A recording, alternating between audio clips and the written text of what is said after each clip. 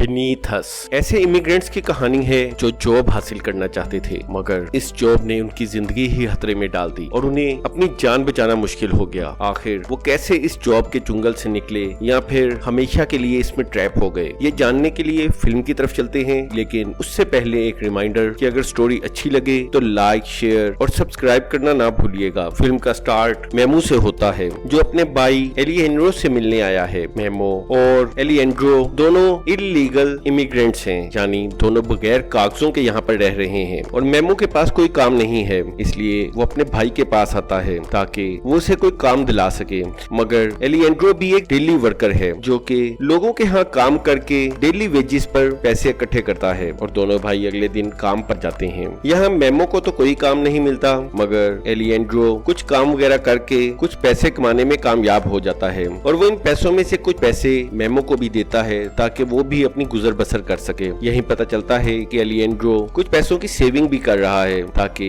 वो अपने बीवी बच्चों को भी अपने पास बुला सके। इसीलिए उसने एक डीलर से बात भी की है, मगर इतने थोड़े पैसों में कुछ भी नहीं हो पाएगा। एलिएंड्रो कई सालों से अपने बीवी बच्चों से नहीं मिला। अगले दिन दोनों भाई फिर से काम की तलाश में जाते हैं और यहाँ लिस नाम की एक औरत उन्हें कंस्ट्रक्शन का काम देती है और एलिएंड्रो अपने भाई मेमू के साथ दो और लोगों को भी काम पर ले जाता है और इन दोनों का नाम हेक्टर और टोनियो है। इसके बाद ये सभी इस अमीर औरत की गाड़ी में बैठ जाते हैं और वो इन्हें अपने घर की तरफ ले जाती है। वो घर पहुंचते ही उन्हें काम बताती है और ये काम पर लग जाते हैं। थोड़ी देर बाद वहीं पर हमें लिस का हस्बैंड नजर आता है जिसका नाम बेन है। अब रात हो जाती है और एलिएंड्रो आज के दिन के काम की मजदूरी लेने के लिए घर के पास आता है, मगर घर के पास जाने पर उसे कुछ भी नजर नहीं आता, इसलिए वो वापस आकर सो जाते हैं क्योंकि अब रात हो चुकी थी। लेकिन जैसे ही ये लेटते हैं कुछ देर बाद लिस आकर इन पर पानी डाल देती है और उन्हें जगा देती है। इससे ये सब खास तौर पर हेक्टर गुस्से में आ जाता है और वो लिस को कहता है कि हम रात को काम नहीं करेंगे, मगर लिस उन्हें धमकी देती है कि अगर तुम लोग काम नहीं करोगे तो मैं पुलिस को बुला लूंगी, क्योंकि तुम लोग बिना इमिग्रेशन और डॉक्यूमेंट्स के यहाँ पर काम कर रहे हो और इसलिए तुम्हें गिरफ्तार कर लिया जाएगा। ये सुनकर एलिएंड्रो समझदारी दिखाता है और सबको समझाता है और ये सब दोबारा काम पर लग जाते हैं और काम करते करते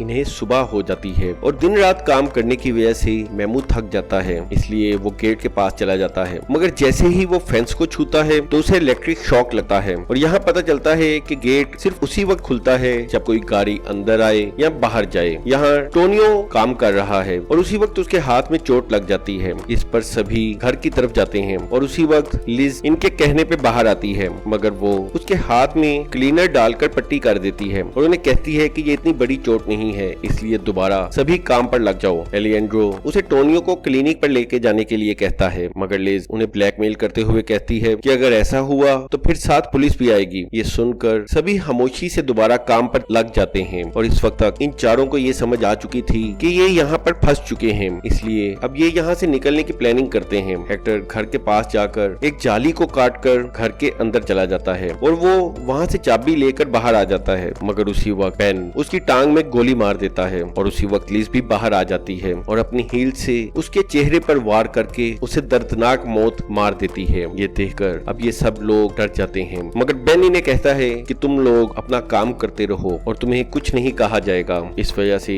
ये तीनों दोबारा काम पर चले जाते हैं, लेकिन लिज अब इनसे डेड बॉडी के निशान साफ करवाती है क्योंकि थोड़ी ही देर में वहाँ एक डीलर आने वाला था जो इनका घर सेल करवा रहा था और डीलर के जाने के बाद इन तीनों को दोबारा से खोल दिया जाता है और इन्हें कपड़े उतार कर गड्ढा खोदने के लिए कहा जाता है। टोनियो के हाथ में चोट लगी थी, इसलिए वो ज्यादा देर काम नहीं कर पाता। ये देखकर बेन उसे बेलचे से मार देता है, मगर टोनियो अभी जिंदा था और वो मरा नहीं था। मगर इन दोनों भाइयों के पास इसे देखने के अलावा कोई और चारा नहीं था और अब इन्हें गड्ढा खोते खोते शाम हो गई थी और मेमू को खुदाई करते वक्त एक केबल मिलती है और मेमू जाकर लिस को कहता है कि मुझे एक बेलचा चाहिए ताकि मैं वहाँ मौजूद एक जड़ को काट सकूं और वो उसे बेलचा दे देते हैं और जो ही मेमू उस वायर को काटता है तो लाइट चली जाती है और ये सभी इधर उधर भागने लगते हैं और उसी वक्त टोनियो फेंस के पार हो जाता है और जो ही बेन उसके पीछे आता है तो उसकी बीवी लिज लाइट को एक दफा फिर ऑन कर देती है जिससे उसे करंट लगता है और वो नीचे गिर जाता है। अब टोनियो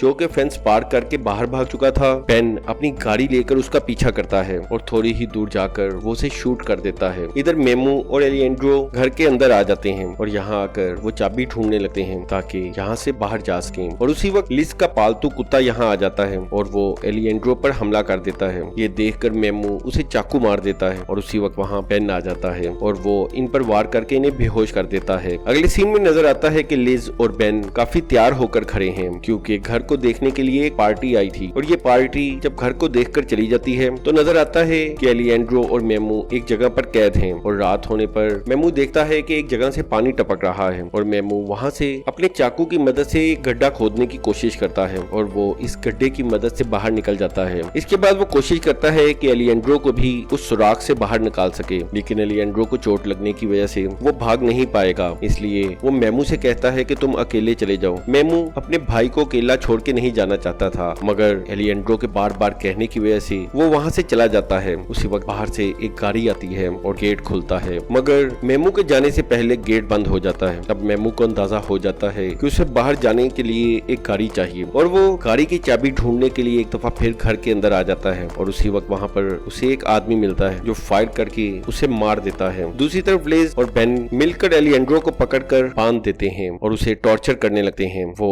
उसके मुंह में ऑयल डालते हैं, लेकिन लिज जैसे ही उसके करीब आती है तो वो उसके मुंह पर थूक देता है। लिज इससे घबरा जाती है क्योंकि उसे जरा भी गंदगी पसंद नहीं है और लिज अपने आप को धोने के लिए वहाँ से चली जाती है और उसके जाते ही एलिएंड्रो अपनी कुर्सी को उसी गड्ढे में गिरा देता है जिससे उसके हाथ खुल जाते हैं। बेन उसे देखने के लिए नीचे गड्ढे में उतर जाता है। एलिएंड्रो को नीचे एक चाकू भी मिल जाता है जिससे वो बेन को मार देता है। अब एलिएंड्रो आजाद हो चुका है और वो अपना बदला लेने के लिए इस घर को आग लगा देता है और उसी वक्त लिज देखती है कि उसके घर को किसी ने आग लगा दी है और जैसे ही वो अंदर आती है तो वो देखती है कि उसके घर की हालत खराब है और वो कुछ खून के निशानात का पीछा करते हुए ऊपर कमरे में जाती है और वहाँ पर उसे एलिएंड्रो मिलता है। वो लिज को सॉरी करने के लिए कहता है, लेकिन लिज उसकी टांग पर काट लेती है और वहाँ से भागती है, लेकिन वो ज्यादा दूर भाग नहीं पाती। एलिएंड्रो उसका पीछा करता है और आखिरकार वो उसका भी काम तमाम कर देता है। अब एलिएंड्रो आजाद था, मगर उसे इस आजादी की कीमत अपने भाई और दो दोस्तों की सूरत में देनी पड़ी और इसके साथ ही ये मूवी एंड हो जाती है।